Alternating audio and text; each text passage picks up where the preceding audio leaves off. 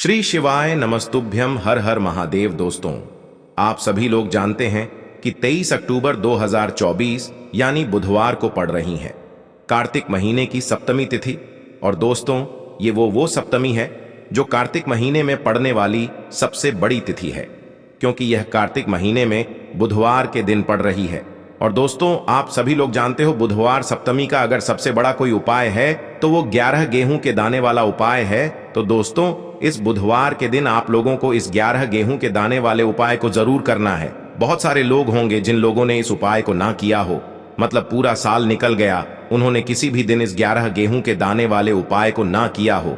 पर दोस्तों, आपके पास एक आखिरी मौका बचा हुआ है जो कि 23 अक्टूबर के दिन है। तो इस दिन आप लोगों को इस वाले उपाय को जरूर कर लेना है, भले ही आपने पूरे साल भर इस उपाय को ना किया हो। पर अगर आपने इस कार्तिक महीने की सप्तमी तिथि के दिन अगर इस वाले उपाय को कर लिया तो आपको इस उपाय को करने का वो फल मिलेगा जिसकी आपने कभी कल्पना भी नहीं करी होगी। इसीलिए आप लोग इस वाले उपाय को एक बार जरूर कर लेना, ताकि आप लोगों के हाथ से यह मौका ना जा सके और आपको इस उपाय को करने का फल मिल सके। दोस्तों, यह उपाय पंडित जी ने अपनी अभी की ही शिव महापुराण की कथा में बताया है। जिस उपाय को आज हम आपको बहुत अच्छे से समझाने वाले हैं। इस वीडियो को देखने के बाद इस उपाय को समझने के लिए आपको कोई और वीडियो को देखने की जरूरत नहीं पड़ेगी। तो चलिए दोस्तों, उपाय को शुरू करते हैं। देखिए, ये इस कार्तिक महीने के बुधवार सप्तमी के दिन यह इतना खास होता है, इतना महत्वपूर्ण होता है, देखा गया है। कभी कभी बड़े बड़े पूजा पाठ अनुष्ठान से जो मनोकामना पूर्ण नहीं होते, वो कार्तिक महीने के दिन एक छोटे से उपाय करने से ही आपकी मनोकामना पूर्ण हो जाती है। और बहुत सारे लोगों ने इस उपाय को किया भी है और उनको इस उपाय को करने का फल भी जरूर मिला है। अगर आप लोग भी इस उपाय को करना चाहते हैं तो आप इस उपाय को पहले अच्छे से समझ लेना, सुन लेना, उसके बाद करना। आपको इस उपाय का फल जरूर मिलेगा। और इस उपाय को कर लेने से आपके घर में चाहे किसी भी प्रकार की दुख और समस्या क्यों ना चल रही हो, आपको उसका कारण भी नहीं पता है कि भाई यह समस्या किस कारण से चल रही है। उसका कुछ भी कारण हो सकता है, जैसे पितृ दोष हो सकता है या किसी भी तरह का मंगल दोष भी हो सकता है। तो इस दिन आप लोगों को ये वाला उपाय कर लेना है। ये एक ऐसा उपाय है जिस उपाय को अगर किसी विशेष दिन पर किया जाए तो भाई उस विशेष दिन का जो है वह तो हमें मिलता ही मिलता है। पर हमने उस दिन पर इस गेहूं के दाने वाले उपाय को किया है तो हमें उससे भी बड़ा फल मिलता है, और फल बहुत जल्दी मिलता है, क्योंकि आप इस उपाय को बहुत ही बड़े और विशेष दिन पर कर रहे हो। तो चलिए अब उपाय के बारे में बात करते हैं। लेकिन उससे पहले आप लोगों को यह जानना आवश्यक है कि आखिर यह उपाय किस समय करना है, किसको करना है और कैसे करना है। तो चलिए हम आगे आपको वीडियो में एक एक करके बता देते हैं। लेकिन उससे पहले अगर आप लोग हमारे चैनल पर नए हैं तो हमारे चैनल को सब्सक्राइब कर लेना और इस वीडियो को लाइक करके कमेंट बॉक्स में श्री शिवाय नमस्तुभ्यम ओम नम शिवाय जरूर टाइप कर देना। तो दोस्तों, इस गेहूं के दाने वाले उपाय को हमें बुधवार सप्तमी के दिन कैसे करना है, किसको करना है, किस समय करना है और कहां पर करना है, ये सारे सवालों के जवाब आपको इस वीडियो में मिल जाएंगे। और जो ये वीडियो देखेगा भाई, उसको 11 गेहूं के दाने वाला उपाय जरूर करना चाहिए, क्योंकि इस दिन एक गेहूं के दाने का भी बहुत ही बड़ा और विशेष महत्व होता है। और जब बात आ जाए 11 गेहूं के दाने की, तो ये सोने पे सुहागा वाली बात हो जाती है और ये एक बहुत ही बड़ा उपाय हो जाता है इस बुधवार सप्तमी का। तो अब दोस्तों, इस 11 गेहूं के दाने वाले उपाय को आखिर करना किसको है, सबसे पहले हम लोग वो बात जान लेते हैं। तो देखो, घर की जो बड़ी माताएं बहनें होती हैं, उन माताओं बहनों में से कोई भी एक बड़ी माता बहन इस वाले उपाय को कर सकती है। और दोस्तों, अगर आप चाहे तो अपने घर में से सभी सदस्यों को भी इस उपाय को करवा सकते हैं। अगर किसी व्यक्ति की खुद की कोई मनोकामना है, खुद की कोई दुख और परेशानी है जो कि वह अपने लिए ही करना चाहता है, इस वाले उपाय को तो वह खुद अपने लिए भी कर सकता है। बाकी अगर कोई घर में से ऐसा है जो कि अपने पूरे घर परिवार की सुख और शांति के लिए यह वाला उपाय करना चाहता है, तो भाई वह भी कर सकता है। उसमें भी कोई दिक्कत वाली बात नहीं है। कहने का मतलब यह है कि इस उपाय को हर एक सदस्य भी कर सकता है और पूरे घर परिवार के सदस्य के लिए घर की बड़ी माताओं बहनों में से कोई एक माता बहन भी कर सकती है। माताएं बहनें अगर घर में उपस्थित ना हो या वह यह वाला उपाय ना कर पा रही हो, तो फिर घर का कोई बड़ा सदस्य भी इस गेहूं वाले उपाय को कर सकता है, चाहे फिर वह पुरुष ही क्यों ना हो। उसमें कोई भी दिक्कत वाली बात नहीं है। अब दोस्तों, इस 11 गेहूं के दाने वाले उपाय को हमें करना कहां पर है? देखो, इस उपाय को हमें शिव जी के मंदिर में ही करना है। बहुत सारे लोग प्रश्न करते हैं, हर एक उपाय को करते समय क्या हम इस उपाय को घर पर या मंदिर में कर सकते हैं? देखो, तो इस वाले उपाय को आप मंदिर पर करोगे तो अच्छा रहेगा, घर में नहीं करना है इस वाले उपाय को। उसके बाद में दोस्तों, जो अगला प्रश्न निकल कर आता है वो यह आता है इस उपाय को लेकर कि आखिर इस उपाय को हमें किस समय करना है, सुबह के समय करना है कि शाम के समय करना है? तो देखो, इस वाले उपाय को आप लोग सुबह के समय भी कर सकते हो और शाम के समय प्रदोष काल में भी कर सकते हो। अब अगर आप पूछो कि भाई साहब, सबसे उत्तम समय कौन सा रहेगा इस 11 गेहूं के दाने वाले उपाय को करने का, तो हम आपसे बस यही कहेंगे कि इस उपाय को आप शाम के समय करेंगे तो ज्यादा बेहतर होगा, क्योंकि सप्तमी भी इस दिन है और इस दिन प्रदोष काल के बहुत महत्व होता है। बाकी अगर सुबह के समय भी करेंगे तो भी अच्छा होगा, उसमें कोई भी दिक्कत वाली बात नहीं है। तो अब दोस्तों, जो अगली सबसे बड़ी और महत्वपूर्ण बात आती है वो यह आती है कि सुबह अगर हम उपाय को करेंगे तो हमें कितने बजे से लेकर कितने बजे तक के बीच में करना है, और शाम के समय प्रदोष काल में करेंगे तो हमें कितने बजे से लेकर कितने बजे के बीच में करना है। तो देखो, सुबह जितनी जल्दी हो सके आप उपाय को करने की कोशिश करना। बाकी अगर किसी कारणवश लेट भी हो जाओ, थोड़ी देर भी हो जाए, तो 10 या 11 बजे तक भी आप उपाय कर लेना, पर 12 बजे से ज्यादा देरी ना हो, ठीक है? इस बात का ध्यान रखना। उसके बाद में दोस्तों, अगर शाम के समय प्रदोष काल की बात करें, प्रदोष काल का जो समय होता है वो शाम के 6 बजे से शुरू हो जाता है। मतलब शाम के 6 बजे से लेकर 7 बजे के बीच का जो समय होता है, यह समय प्रदोष काल का समय होता है। पर अभी जो मौसम चल रहा है, इस मौसम में जो है शाम बहुत देरी से होती है, तो आप इस उपाय को 7 या 8 बजे के बीच में भी कर सकते हो। मतलब शाम के 6 बजे से रात 8 बजे के बीच में आप कभी भी इस वाले उपाय को कर सकते हो, उसमें कोई भी दिक्कत वाली बात नहीं है। परंतु बुधवार के दिन कोशिश करना कि समय के अंतर्गत ही कर लो। किसी कारणवश ना कर पाओ तो थोड़ा देरी से भी कर सकते हो, आपको उपाय का फल जरूर मिलेगा। देखो, गुरुजी ने कहा है कि अगर बुधवार के दिन सप्तमी तिथि पड़ जाए तो इस दिन आपको 11 गेहूं के दाने वाला उपाय तो अवश्य ही करना चाहिए।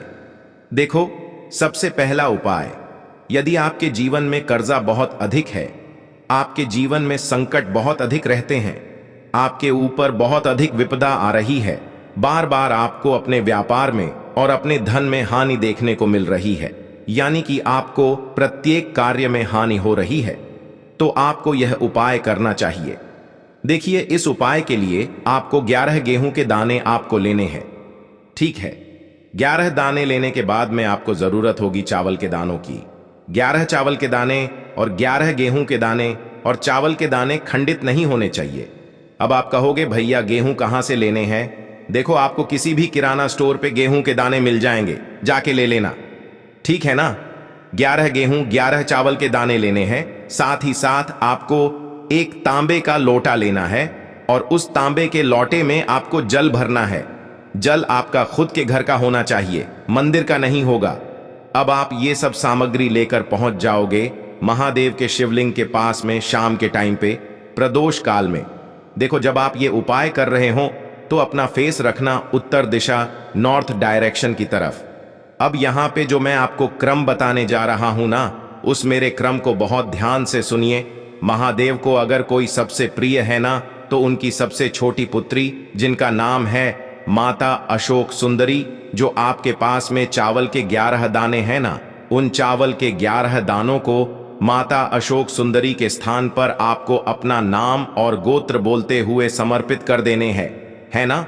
चावल के दानों को रखने के बाद में जो आपके पास में तांबे का लोटा है ना, उस तांबे के लोटे को कहीं पे भी हम जल नहीं चढ़ेंगे।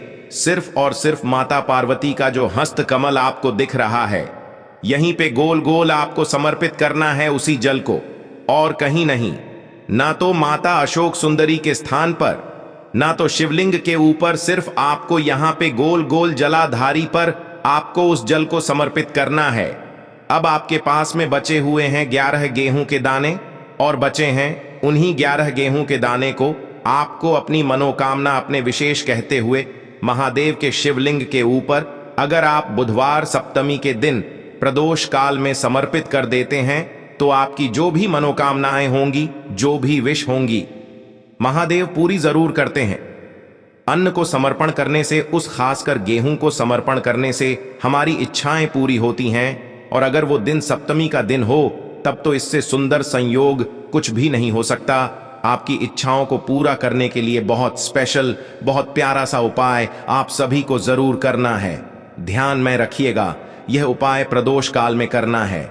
देखो, गुरुजी ने कहा है भगवान शिव के शिवलिंग पर 33 कोटि देवी देवताओं का वास होता है। अगर हम शिवलिंग के सामने कुछ भी उपाय करते हैं तो हमारे सभी देवी देवता हमसे खुश हो जाते हैं। ये उपाय आपको अवश्य करना है।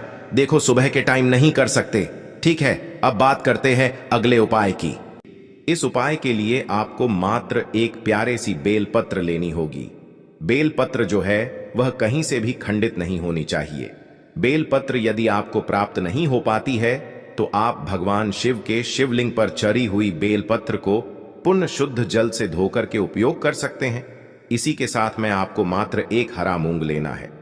हरा मूंग भी आपको साबुत लेना है, खंडित नहीं होना चाहिए। और इसी के साथ में आपको एक तांबे के पात्र के अंदर शुद्ध जल लेना होगा। अब देखिए, यह तीनों सामग्री लेकर के आपको सीधे पहुंचना होगा भगवान शिव के मंदिर में। यह उपाय आप सुबह से लेकर के शाम तक किसी भी समय कर सकते हैं।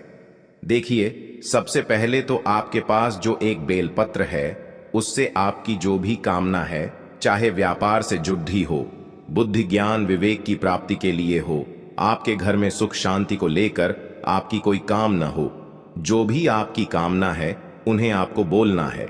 और यह जो एक बेल पत्र है, सबसे पहले तो आपको माता अशोक सुंदरी वाले स्थान पर समर्पित कर देनी है। देखें, बेल पत्र की चिकनी साइड शिवलिंग से स्पर्श रहेंगी और इसकी जो डंडी है वो आपको जलाधारी की ओर रखनी है। इस प्रकार से आपको यह जो बेल पत्र है इससे माता अशोक सुंदरी वाले स्थान पर समर्पित कर देना है। अब दोस्तों, आपके पास जो एक हरा मूंग का दाना है उससे आपको आपकी जो भी कामना है उसे बोलते हुए उस हरे मूंग दाने को आपको उसे जलपात्र के अंदर डाल देना है। अब दोस्तों, ये जो हरा मूंग युक्त जल है इसे आपको समर्पित करना है। आपकी जो भी कामना है, चाहे आपका जो व्यापार है वह अच्छे से नहीं चल पा रहा है, तो इस प्रकार से आपको कामना करनी है। और यह जो हरी मूंग से युक्त जल, इसमें से थोड़ा सा जल सबसे पहले तो आपको भगवान श्री गणेश जी वाला स्थान पर समर्पित करना है।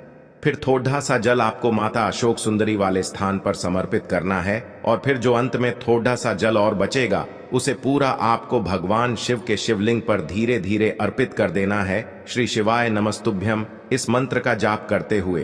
तो इस प्रकार से आपको थोड़ा थोड़ा जल समर्पित करना है।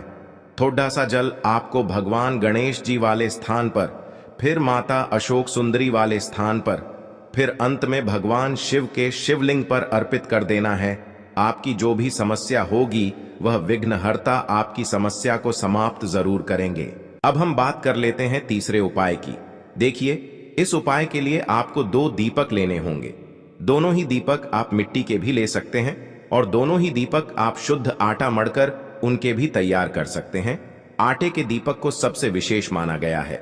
अब दोस्तों, दोनों ही दीपक के अंदर आपको शुद्ध घी का प्रयोग करना होगा और एक दीपक के अंदर आपको गोल रुई की बाती का प्रयोग करना होगा और एक दीपक के अंदर आपको लंबी बाती का प्रयोग करना होगा। लंबी बाती वाले दीपक के अंदर आप मौली वाला जो धागा आता है कलावा का, उसकी बाती का प्रयोग भी आप लंबी बाती वाले दीपक के अंदर कर सकते हैं।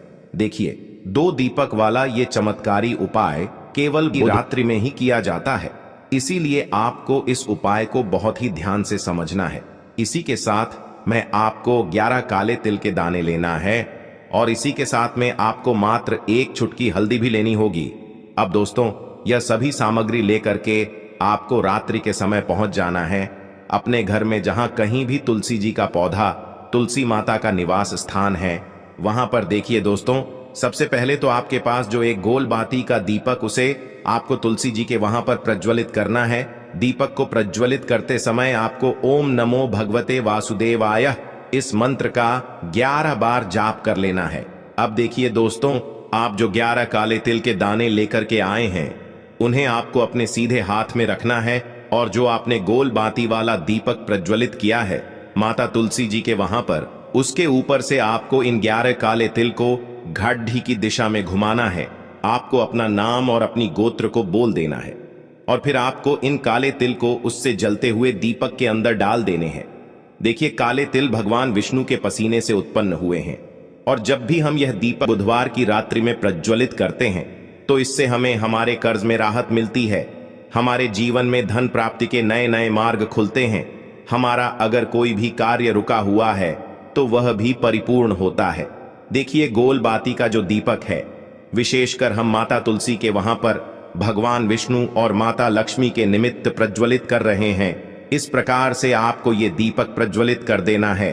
अब जो आपके पास लंबी बाती का दीपक है, एक चुटकी हल्दी है, तो इससे आपको लेकर के पहुंचना है अपने घर के मंदिर में। आपके घर के मंदिर में माता लक्ष्मी की जो भी प्रतिमा ही मूर्ति है उनके सामने सबसे पहले तो आपको ये लंबी बाती का दीपक रखना है। फिर आपको दीपक को प्रज्वलित कर देना है। दीपक को प्रज्वलित करते समय आपको ओम महालक्ष्मी नमः इस मंत्र का जाप करते रहना है।